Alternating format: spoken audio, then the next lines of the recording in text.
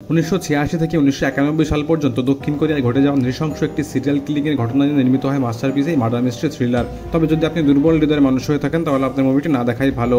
1986 সালে এক বৃষ্টিভেজা সকালে ধান খেতের ড্রেনে পাওয়া যায় প্রথম ডেড বডিটি। এত নৃশংসভাবে খুনটি হয় যা দেখে আপনি আটকে উঠবেন। ঘটনাটি অত গুরুত্ব না দিয়ে সাদাসিধেভাবে তদন্তে নামে কোরিয়ান ডিটেকটিভ পার্ক। তবে কোনো লাভ হয় না। কয়েকদিন পরে আবারও হয় আরেকটি খুন। এবার তদন্তে যোগ দেয় শহর থেকে আসা আরেকটা ডিটেকটিভ সিও। তবে কুলকিনারা পাওয়া যাচ্ছিল না কিছুতেই।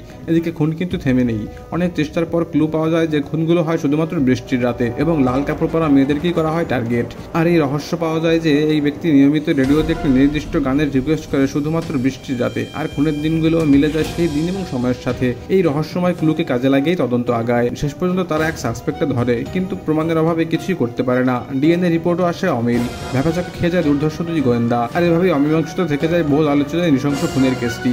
মেমোরিজ অফ মার্ডার নামে মুভিটি কোরিয়ান থ্রিলারের জগতে একটি বস অফ দ্য মাস্টারপিস।